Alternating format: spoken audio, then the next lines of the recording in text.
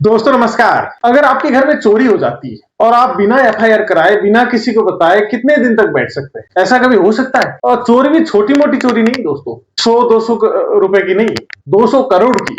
ऐसा कभी हो सकता है? ऐसा ही हुआ है, लेकिन किसी के घर में नहीं, उसके घर में, भगवान के घर में।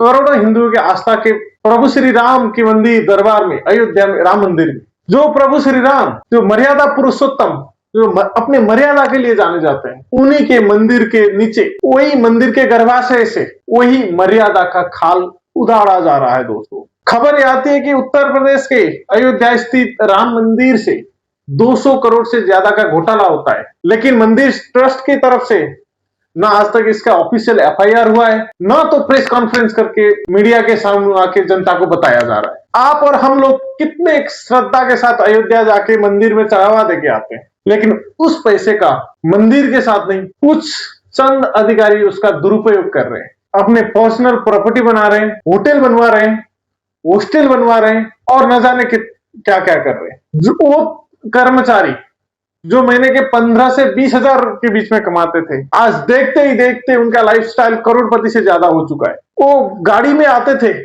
मंदिर 14,000 की नौकरी करने, वो न जाने कितने जमीन उन्होंने खरीद लिए, लेकिन प्रशासन क्या कर रहा था आज तक? मंदिर के ट्रस्ट के जो एग्जीक्यूटिव मेंबर थे, क्या उनको इस बात की भनक तक नहीं थी, या भनक होते हुए भी इस बात को दबाया जा रहा था? अगर ये दबाया जा रहा था तो किसके कहने पे? क्या इसमें बड़े अधिकारी भी शामिल है? क्या वो छोटे कर्मचारी जो 15 से 20 हजार कमाते हैं, उनको क्या बुरा बनाया जा रहा है, या ट्रस्ट के एग्जीक्यूटिव के पीछे इतना काम हो रहा था और वो कान में तेल डाल के सोते रह गए? वैसे तो बात तब जाके सामने आई जब उत्तर प्रदेश के पूर्व मुख्यमंत्री अखिलेश यादव ने इस बात की ट्वीट करके जानकारी दे दी। इससे पहले मंदिर प्रशासन की तरफ से कोई भी बात लोगों के सामने नहीं रखा गया था। क्या मंदिर प्रशासन को इस बात की भनक तक नहीं थी, या भनक होते हुए भी सालों तक अपने पीठ पीछे ये होते रहने दिए, मिली भगत में ये होता रहा? क्यों मंदिर प्रशासन अब तक पुलिस में जाकर एफआईआर नहीं करा सकी? क्या उसको डर है कि एफआईआर हो जाएगा तो इसमें सब लोग फंसेंगे? इस बात को सामने आने के बाद स्वामी देवकीनंदन, शंकराचार्य अभिमुक्तेश्वरानंद जी, ये भी सामने आके बोल चुके हैं, एफआईआर की मांग कर चुके हैं। ऐसा है कि इस समय हम गविष्ठी यात्रा में निकले हैं गौ माता के प्राण प्रतिष्ठा की रक्षा के लिए। 3 मई को गोरखपुर से चले हैं। उत्तर प्रदेश की सभी विधानसभा क्षेत्रों में जाकर के वहां के मतदाताओं से संवाद स्थापित करते हुए 200 से अधिक विधानसभाओं में होते हुए आज बुलंदशहर हम आए हैं और यहाँ की जनता से हमने अभी संवाद किया है। अयोध्या मंदिर में चंदा चोरी का मामला सामने आया है, एसआईटी गठित कर दी गई है। क्या मानते हैं, मतलब पवित्र स्थान में, मंदिर जैसे पवित्र स्थान में वहाँ चंदा चोरी की जा रही है, तमाम आरोप लग रहे हैं, एसआईटी गठित कर दी गई, क्या मानना है सर? बात यह है कि जिस समय संतों के, आचार्यों के, शंकराचार्यों, रामानुज वैष्णवाचार्यों और अखाड़ों के प्रमुखों के ट्रस्ट को हटाकर विश्वस्त लोगों का, अपने कार्यकर्ताओं के ट्रस्ट का निर्माण किया गया था, उसी समय से ये बात समझ में आ गई थी कि अपने विश्वस्त लोगों को बैठाने का मतलब है कि हम मनमाना कर सकें। तो अब वो सब निरंतर जब से ट्रस्ट बना है हो ही रहा है। अब चोरी की घटनाएं भी सामने आ रही हैं। अब बताइए, गोबर में से लाखों रुपए निकल रहे हैं। ये सब क्या बताता है? धर्म के जगह को पहले तो आपने व्यापारिक केंद्र बनाया, अब वहाँ पर चोरी की घटनाएं भी सुनाई दे रही हैं।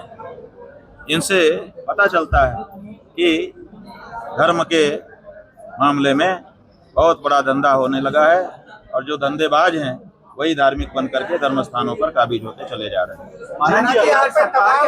राम जन्मभूमि में जो चोरी हुई है, हमारी आस्था विश्वास के साथ खिलवाड़ हुआ है। हमारे लोगों की आस्था है प्रभु श्री राम में, लेकिन जिन्होंने वहां पर चोरी का घोर अपराध किया है, सरकार से मैं ही निवेदन करूंगा, प्रार्थना करूंगा कि जो है उस पर, और उच्च न्यायालय जी से और मुख्यमंत्री योगी आदित्यनाथ जी से, प्रधानमंत्री जी से, राष्ट्रपति जी से कहूंगा कि उस पर जो है कठोर से कठोर कार्रवाई हो।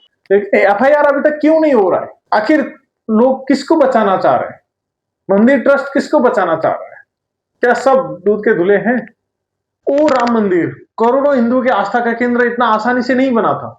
इतने साल के कोर्ट कचहरी के बाद तब जाके बना था ये मंदिर। और उसके इनॉग्रेशन में प्रधानमंत्री खुद ने व्रत रखे थे, बड़े बड़े सेलिब्रिटी को एक साथ ले जाके इनॉग्रेशन कराया था, वो भी 2024 के इलेक्शन से पहले। और उसका मंदिर ट्रस्ट में सबसे पहले 1 रुपए का डोनेशन सरकार की तरफ से आया था। भले वो 1 रुपए था, लेकिन था तो सरकार के पैसे, सरकार के पैसा यानी कि जनता के अपना पैसा। और आज वही उसी में डाका डाला जा रहा है, घोटाला हो रहा है, लेकिन अभी तक एक भी एफआईआर नहीं है, एक भी फॉर्मल लीगल प्रोसेस अभी तक इनिशिएट नहीं हुआ है। वो बस 200 करोड़ पैसा का घोटाला नहीं है, वो आस्था का घोटाला है, आस्था के साथ गद्दारी है। वो करोड़ों हिंदुओं के आस्था जो श्रद्धा से जाके पैसे, गहने, सोन, चांदी चढ़ा के आते हैं, उनके भावना के साथ खिलवाड़ है। लेकिन जो जिम्मेदार पद पर बैठे हुए हैं, चाहे वो सरकार की तरफ से हो, मंत्री, प्रधानमंत्री या बड़े अधिकारी या ट्रस्ट के executive member, general secretary, president, किसी की तरफ से भी एक भी अकाउंटेबिलिटी अभी तक देखने को नहीं मिला है। लोगों ने, कई सारे लोगों ने अभी तक एफआईआर की मांग करी है, लेकिन अभी तक एफआईआर भी रजिस्टर नहीं हुआ है। पूरा मामला राम जन्मभूमि से संबंधित है, इसीलिए राम जन्मभूमि थाने है। राम जन्मभूमि पर जो चढ़ावा आता है प्रतिदिन करोड़ों का, अभी तो एक सामने आया कि 7.5 करोड़ रुपए चोरी किया इन लोगों ने। इसके पहले 8 महीने का सीसीटीवी फुटेज डिलीट किया है टिन्नू यादव ने। ये लगातार ये काम चल रहा था, इसलिए हम अभी जो एसआईटी गठित हुई इस पर हमें विश्वास नहीं है, क्योंकि 22 में भी इसी तरह एक एसआईटी गठित हुई थी, उसकी रिपोर्ट आज तक नहीं आई। तमाम मामलों में जिसे पेंडिंग में डालना होता है, सरकार उसमें एसआईटी, सीबीआई, आईबी के हवाले कर देती है, जिससे इतिश्री हो जाए, जनता में भ्रम फैल जाए, हमारी बातें समाप्त हो जाएं। लेकिन याद रहे, ये शब्द ब्रह्म है, शब्द भ्रम नहीं यह काम करेगा। ये हम लोगों की आस्था के साथ खिलवाड़ है। हम चारों चोरों को, चोर चंपत राय, चोर अनिल मिश्रा, चोर टिन्नू यादव यानी रामशंकर यादव, चोर गोपाल राव, चारों के नाम हम एफआईआर देने के लिए आए हैं कि एफआईआर दर्ज करें। अगर नहीं करेंगे तो हम एसएसपी से मिलेंगे, एसएसपी नहीं करेंगे, डीआईजी है, फिर आईजी है, फिर डीजीपी है, नहीं करेंगे तब हम अदालत में जाएंगे। पीछा नहीं छोड़ेंगे इन चोरों का।